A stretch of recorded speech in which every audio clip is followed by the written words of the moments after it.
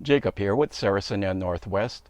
In a previous video, Jeff talked about 7 common pesticide ingredients you can use on carnivorous plants. In this video, I'm going to show you what we use on a regular basis, how we use it, how you can adapt it for home use, and some of the precautions you should know about. I'm also going to talk briefly about systemic pesticides. Now, if you want to skip to specific portions of this video, just check out the timeline below. As a nursery, we do what we can to keep pest populations under control, which means spraying our plants on a regular and consistent basis. When reviewing all the pesticides available, we looked for something that was effective on a wide variety of pests, including spider mites, while being safe to use on all carnivorous plants, including butterworts and sundews. The product also needed to be safe to use around humans and pets. Finally, because we need to spray frequently, we needed to be sure insects wouldn't adapt to it. Based on these criteria, we created a solution that has 2 key ingredients. The first ingredient is neem oil. Neem is a tree native to India, and the oil is extracted from the nut of the tree. Now, Jeff covered the actions of neem oil in a previous video, so I'm not going to go over them here. But very briefly, neem disrupts the feeding and reproduction of insects. It's approved for organic gardening, so it's safe to use regularly around people and pets. And because the oil has various compounds in it, insects are unlikely to adapt to it. Now, neem is just the base ingredient of what we use. Along with neem, we might mix in one of these essential oils. We might use orange, lemon, peppermint, or rosemary. We first started using these essential oils as a way to mask the odor of neem. The primary disadvantage of neem is that it stinks, but using the right essential oil can mask its scent. There are also numerous studies that show the pesticidal properties of these essential oils. For instance, these oils all contain compounds called terpenoids that break down an insect's exoskeleton. They also act as neurotoxins that paralyze and kill pests. Each oil, however, contains different types and amounts of terpenoids, so they can affect insects slightly differently to each other. But we're going to use these differences to our advantage, and I'll explain about that later. If you want to read more about the pesticidal properties of these essential oils, I provided links to the research studies down below. The brand of essential oils we use is the Now brand. This video is not sponsored by them, nor are we compensated in any way by this company. We experimented with other brands, but found this brand to be consistent in quality. When we tried other brands, they sometimes smelled rancid, which meant they likely diluted their essential oil with a cheaper oil. So far, we've been very satisfied with the Now brand when it comes to essential oils. But if you find a brand that you trust, go with it. As for neem oil, we use a concentrated form rather than a prepared formulation. You can find neem oil in 70%, 80%, and 100% concentrations. Concentrates of 70 and 80% have additional ingredients to emulsify the oil with water. But we use 100% concentration because we like to control the formulation. It's a philosophical preference. There's nothing wrong with using the ones with emulsifiers already added. We just prefer to add it ourselves. The emulsifier we use is an insecticidal soap concentrate. Jeff discussed insecticidal soaps in his video, so I'm going to refer you to that video if you want to know more about it. You can find the link to that video in the description below. Of course, if you use the 70 or 80% concentration, you can skip the insecticidal soap.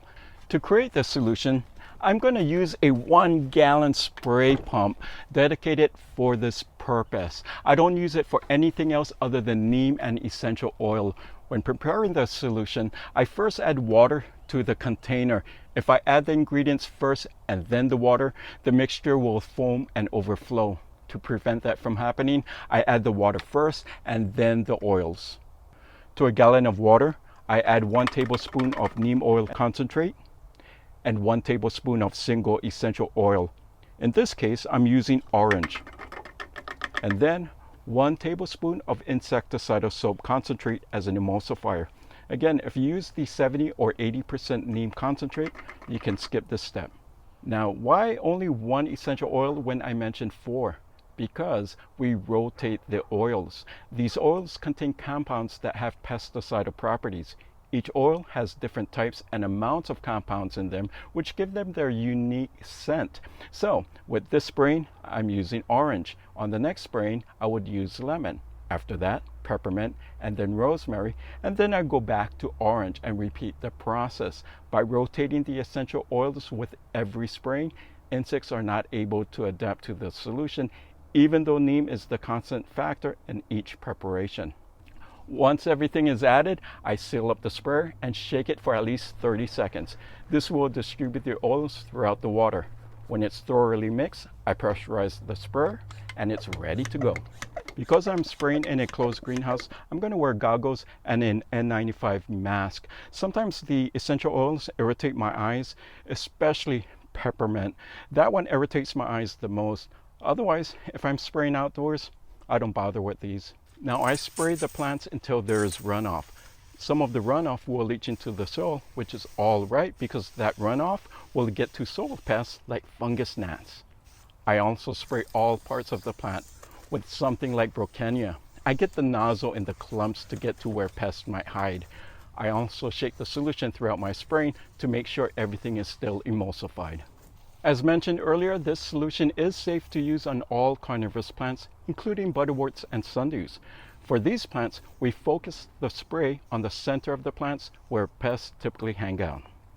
We also spray our plants frequently, every 1 to 2 weeks, depending on the time of the year and what's going on throughout the nursery.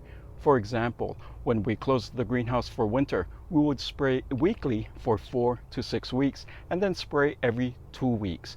This will control any pests that came in during summer. In spring, when we open up the greenhouse, we'll go back to weekly spraying to counter springtime pests like aphids. Now, we've been using this regimen for nearly a decade, and we are completely satisfied with how it controls pests while being safe on our plants. All right, now let's talk about phytotoxicity. Phytotoxicity is the harmful effects that something has on a plant. Even though everything in this solution is natural and biodegradable, it can still damage your plant if you measure the ingredients incorrectly. You can also damage your plants if you use ingredients other than what I mentioned. We created this formulation to be safe on all plants, including butterworts. Butterworts are the canaries in the greenhouse. They're always the first to suffer if the concentration is too high. The damage will usually appear within 24 hours. Sometimes it will be subtle, but other times it'll be obvious. And yes, I learned the lesson the hard way. So it is a delicate balancing act. We need the ingredients to be the minimum concentration to kill pests so that it can be safe on all plants. We found that 1 tablespoon of neem concentrate and 1 tablespoon of an essential oil plus a tablespoon of insecticidal soap concentrate to be the right balance. You can also increase phytotoxicity of this solution if you swap out ingredients. For example, if you use dish soap instead of insecticidal soap, you risk damaging your plants.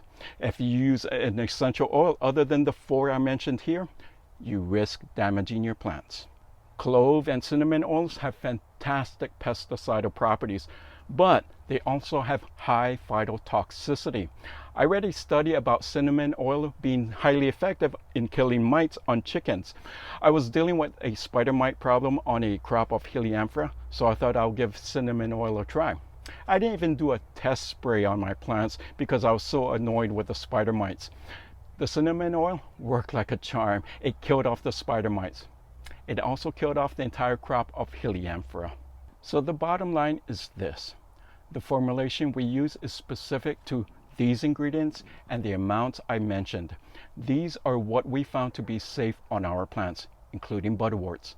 The formulation I showed makes 1 gallon. Now, if you want to make only a quart at a time, change the tablespoon to teaspoon. So, to a quart of water, add 1 teaspoon of neem concentrate and 1 teaspoon of an essential oil. If you need an emulsifier, add 1 teaspoon of insecticidal soap concentrate.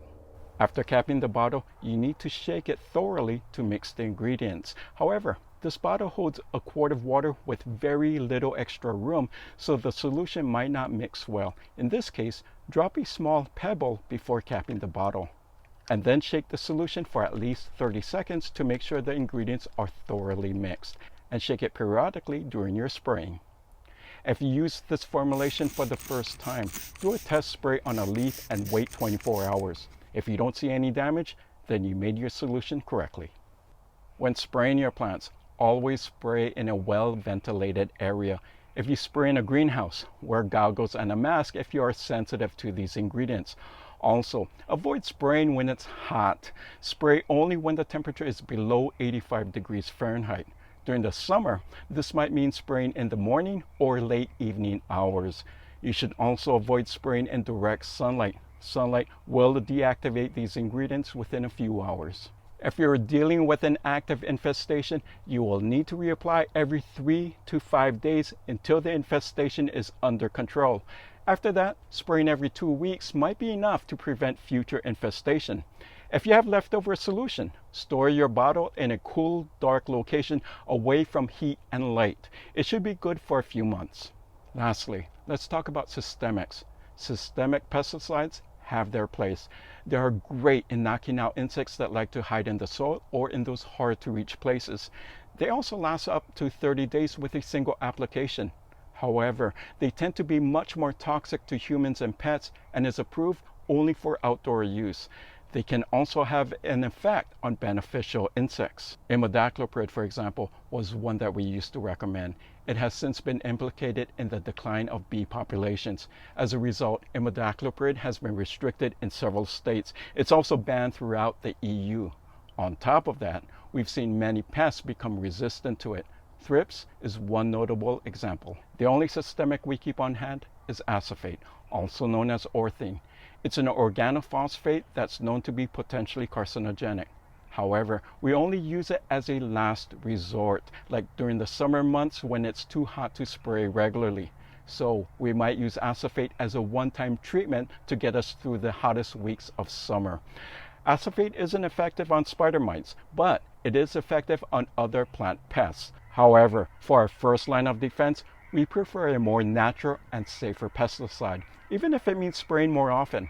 So, if you're dealing with a pest problem on your carnivorous plants, just know that you have safe options to turn to. Review our previous video about pesticides for more information. If you want to learn more about carnivorous plants, subscribe to our channel. We produce videos all about the growing of carnivorous plants. If you have a carnivorous plant problem not solved by pesticides, we're here for you. Visit us at growcarnivorousplants.com and look for the Ask the Growers link. Supply information about how you're growing your plant and upload a few photos. One of our growers will then get back to you shortly. Thank you so much for watching. I look forward to seeing you in another video.